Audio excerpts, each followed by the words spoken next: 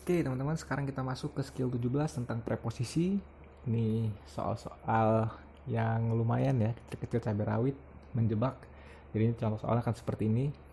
Nah teman-teman lihat nih ya, subjek predikatnya, konektornya, conjunctionnya, semuanya hampir benar semua ya, hampir nggak ada error. Tapi kalau teman-teman tahu kuncinya, ini ada ya yang error, salah, ada yang salah, pasti ada yang salah. Dan ini gampang sebenarnya dikenalinnya.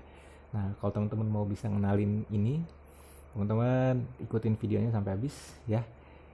Kita mulai dari materi pertama tentang preposisi yang umum-umum muncul di soal-soal ya.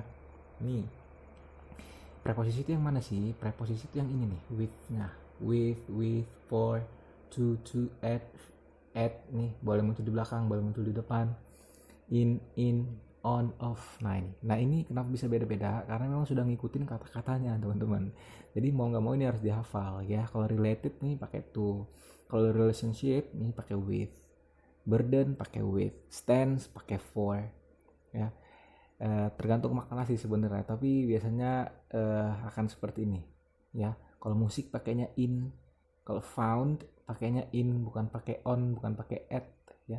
Fit pakainya on, result pakainya off. Nah ini sering-sering aja nanti kembali ke sini, terus nanti teman-teman bisa latihan di website untuk tahu lebih banyak jenis-jenis preposisi di dalam variasi soal ya. Insya Allah nggak jauh-jauh dari situ lah kemungkinan keluarnya. Oke lanjut. Satu lagi teman-teman, biasanya soalnya akan muncul dalam bentuk kalimat atau kata frasa yang kehilangan preposisi. Nah, ciri umumnya adalah ketika dia kehilangan preposisi, ketika dua buah benda ini muncul bersamaan, berdampingan. Sign ini adalah tanda ya, ternyata benda, beauty, kecantikan. Ya, jadi ini harus dipisah sama preposisi. Karena sama-sama kata benda, jadi harus dipisah sama of.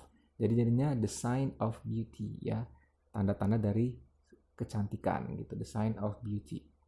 Jadi nggak boleh cuma sign beauty saja, harus ada preposisi of. Nah kalau begini curiga ini berarti ini kehilangan of. Nah kira-kira nanti soalnya bakal banyak seperti itu. Lanjut, preposisi dalam kalimat pasif ya, biasanya dalam bentuk made nih. Kan make itu membuat ya, made ini verb 3 plus preposisi berarti dibuat. Nah ini nanti bisa pakai by, bisa pakai in, bisa pakai of, bisa pakai from, sesuai dengan logika kalimatnya. Ya misalnya dibuat untuk, ya made for. Nah kue itu dibuat untuk saya.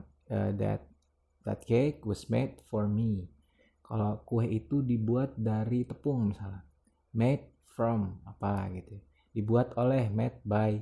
Dibuat di, made in, ya, made in Bali, made in China gitu ya. Gitu-gitu. Jadi ini tergantung dengan logika kalimatnya. Lalu preposisi dalam tempat dan waktu. Ini harus dikenalin, dicirenin. Kalau tahun, ya tahun itu pakainya in. Ya tahun pakainya in. Sorry ini lupa saya pindah July ini sendiri sebenarnya. Oke, di sini sudah. Right. Yap. Oke, nah ya nantilah warna ini ya. Jadi kalau tahun pakainya in. Ingat tahun pakainya in. Ya, lalu radio gitu-gitu, radio ini pakainya on, TV pakainya on ya. Terus Tuesday ini hari pakainya on, terus jam pakai on. Oke, kalau kalau clocknya ya maksudnya gini, eh, sesuatu yang nempel di permukaan itu pakainya on ya. On clock, clock itu kan jam dinding ya, jadi ada angka-angka itu kan nempel di permukaan jam dinding tuh gitu. Kayak on radio, on TV, karena gambarnya muncul di menempel di TV, seolah-olah menempel gitu ya di permukaan itu gitu. Jadi dibilangnya on. Tapi kalau jamnya jam 7, jam 8, jam 9 pakainya at 7, at 9, at 10 gitu. Nah, bedanya apa? On table sama on the table. Kalau ada dia bendanya itu di atas meja, pakainya on the table. Tapi kalau dia menempel di permukaan kayak TV ya, gambar dia, kalau gambarnya itu on TV, tapi kalau ada kamu naruh gelas di atas TV, kamu bilangnya glass on the TV gitu. Gitu ya bedanya. Terus ya July ini bulan, bulan tuh pakai on, pokoknya tahun pakai in, hari, bulan pakainya on, dan jam pakainya at. Lalu musik itu pakainya in ya, musik pakainya in. Oke, speed pakainya at. Tuh bonus tuh, speed pakainya at. Lalu kesimpulannya nanti preposisi ini soal-soalnya bisa muncul dalam bentuk ya, pertama yang bukan pasangannya, harusnya made by dia pakainya made from, yang harusnya relationship with tadi pakai relationship to, dan seterusnya. Kalau ada preposisi yang muncul dalam bentuk yang salah, ya kurang tepat, nah bersama dengan ini. Yang ketiga, preposisinya hilang, omit ya, harusnya ada preposisi tapi dia nggak ada preposisi. Nah gitu.